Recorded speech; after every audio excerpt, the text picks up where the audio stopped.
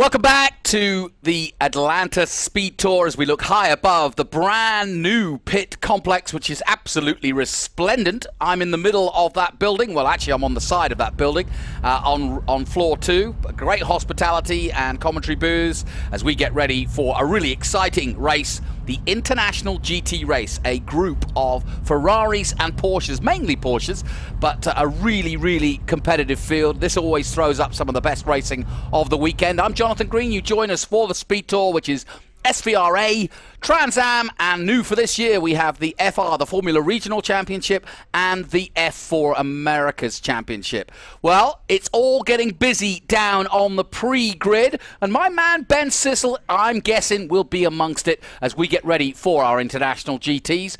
Let me throw down to Ben Sissel, our man down on the grid.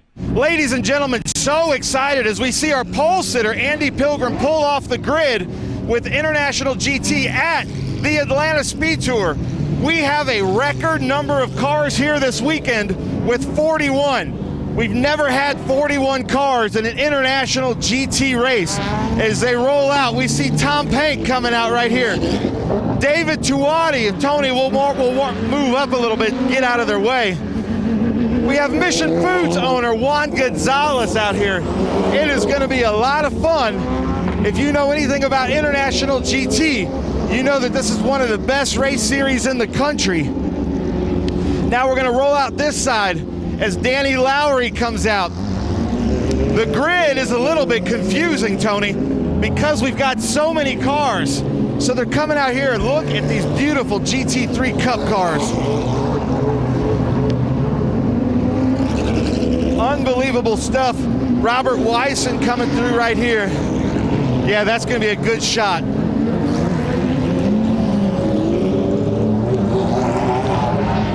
Jonathan, I'm not sure that they can hear me. So if you don't mind, I'm going to give the commentating back to you, and we're going to get some great shots here at the grid. No problem, Ben. We can hear you loud and clear. Great shots. Thank you to Tony Garcia, our man on the ground, and thank you to Ben Sissel. He'll be back up here in the booth in a moment. But as he said, a massive field led by Andy Pilgrim, who is in a rare, I say rare because most of them are Porsche GT3 Cup cars, but he is in a Ferrari 458 Challenge car, and he is the fastest man out there with a 124.633. So he's going to be hounded by a bunch of Stuttgart-based Porsches, or made at least. But it's Germany versus Italy in our international GT race. And like I said, with such a massive field and with this circuit being so challenging to overtake on in the best of times, it's going to be a really interesting race, this. Now, there's that green and blue car you see sort of parked up there. I hope he's not parked up because he's got problems, but we'll soon find out as we look high above from the drone, looking down at turn 7. And this is, you can actually see now just how long the run is from 7 all the way through 8, which is really just a kink, and 9, same thing, and then into 10, which is the major overtaking place here at Road Atlanta. So this drone shot really does give us the perfect view of how to race here at Road Atlanta and what is required to make that overtake. But if you talk to the drivers, they'll tell you that overtake at 10 starts sometimes at 5 and the drive up the hill out of the S's. And so from there on in, you're working towards making your way through the rest of those corners cleanly, getting out of 7 cleanly, and then hooning down as fast as you can this straight here. What a wonderful sight that is to see this many cars on the track waiting to go. And Ben mentioned Andy Pilgrim there. Well, Andy Pilgrim, just one of several drivers involved in this. We're also looking at Mark Sandridge, who's in the white, black and red 4-litre GT3. Ben just filing back in after doing a splendid job, as he always does. Shannon Hereford, also involved in this. Corey Friedman, Reg Williams, and we'll get to... They're all, by the way, in Porsche GT3s. But Ben, as you rejoin us, I don't think I've ever seen a stronger field than this. No, this is a record-breaking field for International GT altogether. As we get the start, Andy Pilgrim. Good start, Jonathan. Great start from Andy Pilgrim. He's in the rare Ferrari, but leading those host of Porsches across the line and into our turn 1 position. And through goes the Ferrari, and it's the number 58 Porsche in second place. And a good clean start. Nicely done by the boys in the International GT, our first International GT race of the weekend. On board right there, turn 3 with Geronimo Guzman. Loving these on boards, and yeah, what a great name, isn't it? Geronimo Guzman, you know he's a racing driver. Look at this field of beautiful cars coming up into turn 5 at Road Atlanta. The beautiful downhill, uphill S's. Unbelievable. 41 cars with International GT. This is going to be some good racing this weekend. Now, usually Ken Fengler will join us, and I'm sure he will as the weekend goes on, but he's the man who puts this field together. An absolutely incredible job, and it just shows you how popular that GT3 Porsche car is worldwide, but here in the States, it's never been stronger, has it? No, and they keep coming out with new iterations, and so we keep introducing new classes into International GT, and this is just a really fun race group as we watch Mark Sandridge come down in that Brumos-looking Porsche as Juan Gonzalez in that red Mission Foods Porsche tries to take the inside at 10A just a little bit short, and there is Geronimo Guzman. That's our in-car this race, racing with TLM and David Tuati's outfit out of southern Florida. And there he is. There's Andy Pilgrim with a pretty big lead for these Ferraris. We'll see what these Cup cars can do about that. Yeah, he got away well, and that's what he needed to do. He did a good job in qualifying, but now he's starting to pull away from this field, and he's got good clean air ahead of him. But I'm just looking at the times from qualifying, and he did a 124.6, but the others behind him were all in the 125s, the top 3 that is, and then we dropped to the 125.5 by Corey Friedman. So they're all pretty much on the same pace. There's no question he's stolen a march right from the get-go here in the International GT. Beautiful train of cars. I'm so happy about this. International GT is just one of the best road racing series out there.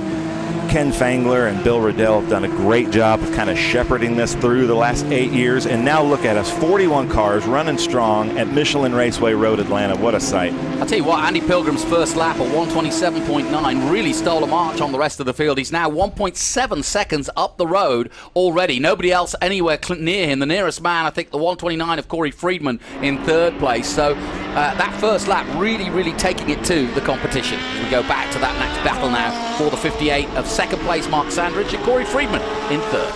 And I think that actually is Shannon Herford. That's what Ken said, but we got confused about that last time as we look at these beautiful drone shots at turn 12. So look for Corey or Shannon to try to get Mark here going up into 3 from turn 1. I don't think that he has it, but look at the colors on some of these cars. Unbelievable. That yellow Ferrari there is Benoit Bergeron, all the way from Canada. And he should have he should be our other onboard camera in that number 127 yellow Ferrari. Yeah, I saw him practicing this morning. It's a great little dashboard. Look at this dashboard he's got here. And that's great. They've got the wheel, you got the RPM, you know it's a Ferrari. It's all going on, and you can even see the G-forces at the bottom there, G-load, from right to left. And down these S's, you really get a sense of going from right to left, the G-forces acting to the left, then to the right, then under braking, you're going forward. So you really are being jostled about inside that cockpit. It looks very calm and comfortable from the outside. From the inside, it's certainly not. No, it is not. And then there it is, Geronimo Guzman, our other in-car. We're loving these in-cars with the International GT inboard. Watch his hands on the bottom left. Yeah. These are paddle shift cars. We're going to see how smooth he is. That exit there at turn 7 is probably the most important part of this track. See him tighten his belts there? Yeah, you do, yeah. But you want to carry as much speed out of 7 for this long, what we call a straightaway down into 10A. Yeah, now watch his hands on the wheel through 10A, nice and smooth, just one action, then to the right. And that yellow dot, or that yellow stripe in the middle, tells him when the wheel is straight. I say tells him when the wheel is straight, but it's actually quite a useful thing. You don't think it would be. I mentioned Ken Fengler. And as if by magic, we have transported him here in our Star Trek way. We were just talking nicely about you. Benoit. Benoit makes a move. Inside of turn 1, going up. So we are once again joined by Ken, who is the man responsible for putting this ridiculously massive field together. You must be proud. I'm proud, but on this racetrack and under these conditions, a bit apprehensive. I was very proud of the group over qualifying that we didn't have any incidents of the problem, and and we were good to go. And so hopefully that will continue and set the tone. The guys know what their job is. It just sometimes doesn't go all as planned. But so far, this is a great start to the weekend. Ken, I know I've asked you this before. It's a new season. It's a new audience in many ways. Tell us who is out there. Where do you get your drivers? Who is attracted to this form of racing? Well, it's funny. In yesterday's drivers meeting, I thought the same thing. I said I need to figure out who our customers are. Everything's politically incorrect and so many things being saying we can't admit it now. So I thought about it long and hard, and I did a little research, and I came off with we're kind of like the hot dog companies, okay? In 1965, Oscar Mayer Wiener came up with a huge, massive jingle about... I've heard of them. Yes, and we won't sing it on air. No, let's not do but that. It was, I'd love to be an Oscar Mayer Wiener. It took 5 years for the competing brand to come out with a comparable jingle that was remembered, and it was Armour hot dogs. And what kind of kids eat Armour hot dogs? Do you know that? No, I've never heard of them. No, Big kids, little kids. Yeah, big. Wait, it's so politically incorrect right now. It's fat kids, skinny kids, kids that climb on rocks, tough kids, skinny, sissy kids, even kids with chicken pox. Okay, so I thought that's our customers. Those are them. They're all those. The views of Ken Vengler are not necessarily the views of SBRA, I may add. Yeah, exactly. I thought we had more leeway in live stream rather than. No, I just thought I'd say it. I always hear that people say that on the you will real get TV. canceled. We're not getting canceled. No cancel culture here. Look Tony at this. Perella is all about Dave inclusion. Tuwati on his teammate, looking inside at turn 6. That's Tuwati. I'd love to see some in-car from Geronimo right now. But the in-cars, you haven't seen him yet. Unbelievable. There we go. Look at that. Yeah. Well, my other question is, do you have to have a cool name to be in this championship? Geronimo? Yes, I've got my we have racing some. name's Juan Verde. Could I cut it? I think you'd be good. All right, good. I think in the green car. Right? Yes, exactly. Yeah, right. I shall apply. We were just saying these onboards really give you an insight into how to race these cars. From the outside, they look as though they're wrestling them, but on the inside, it's all very deft in terms of using the wheel and making sure you don't upset the car too much. You can see him rattling around, his head's going from side to side, but the actual touch to the wheel is very smooth. Technology is unbelievable what we're seeing here. We're so happy to have this live stream telecast on two races this weekend as we've ramped up with the in-car, and it's probably one of the greatest promotion things we've had for International GT. Social media being the first one, and overall the series has grown due to social media. People see what we do and what we're about, and now this, they can watch at home, they can watch on their phone, they can watch on their boat, anywhere they want, and and not only once but repetitively. So we're really excited about it. Where are you racing this year? We are, looks like a 10-race season. Last year we were cut down to 6, but from here we had Sebring and obviously here at Road Atlanta.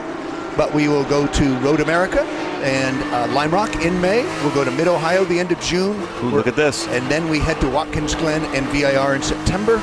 We'll go to Savannah to the road course the end of October, Coda in November, and Daytona finishing up in December. Quiet year then. Not a bad one in the bunch, yeah. And you know what? We're very thankful partnering up with Trans Am, Tony Perella at SBRA, because he offers an entree for us to not only be on some of the best racetracks in the country, but at the right time of year. There are certain times you want to be places due to weather, and we've got that program. And thanks to Tony and his crew, that we're part of this SpeedTour event, and we're very honored and proud to be part of SpeedTour. And hopefully we'll hold up our end of the bargain with some good racing. As I said, at this point, it's up to these guys out here on track with these 42 cars that are on track. Benoit Bergeron just looked inside at 1, passing David Tuwati as we look at Ruppel here, coming around into 1. These are beautiful cars. And explain to people when I said teammates, like Dave Tuwati, I think he's got 4 cars with you this weekend. He's driving with his owner competitors. How in the world do you manage that? Yeah, that's he's the balancing act, satisfying the customer, and also, a similar situation with other teams where the owner or team principal is also in a car. But the owner or team principal many times are very accomplished driving. You see that with Corey Friedman and Shannon Hedford. There's another team, Autometrics, that has a principal involved in driving also, but it works. And that was a moment. Somebody spun at 7 right in front of our camera car. Great shot there. Yeah, that really was. That's an eye-opener for sure. You do not want to see that coming at pace.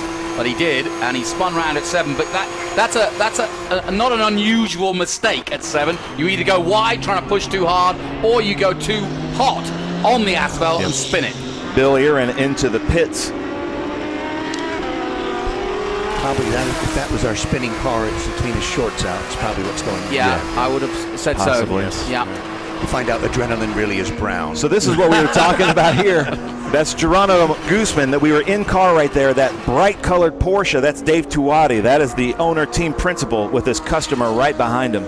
So on something like that, does Dave wave them by, or are they out there racing wheel to wheel? I think at this point it's all for grins and laughs, and they're out there racing, enjoying every moment of it. And I don't think whoever finishes second will not lament that they finished second. They'll celebrate that they had a fantastic race amongst them. Ken, obviously, you know, anybody tuning in now would probably look as though it was a Porsche Carrera Cup race, or at least a Porsche Fest. Right. Why just Ferraris and Porsche? Is there any other cars that qualify that you'd like to see come? Yeah, and we've had those. You know, at past races we've been together. You know, we've had McLaren, we've had a number of Mercedes and so forth, and we're open to those brands. Lamborghini. Yep. We're open to those brands, and but the critical mass is always still with Porsche. You know, even obviously between the Ferrari thing, so you're always going to see more of them on the racetrack. But we certainly are open to other brands, and you know, again, the cars fit very well on the racetrack. You know, I think the big thing is that the driver temperament is the right attitude, and you know, from there the cars you know, take care of themselves. White flag waves, and this has been a walk in the park for Andy Pilgrim. He's making Pilgrim's progress, you could say, at 7.3 seconds. Corey Friedman in second place, Mark Standridge in third.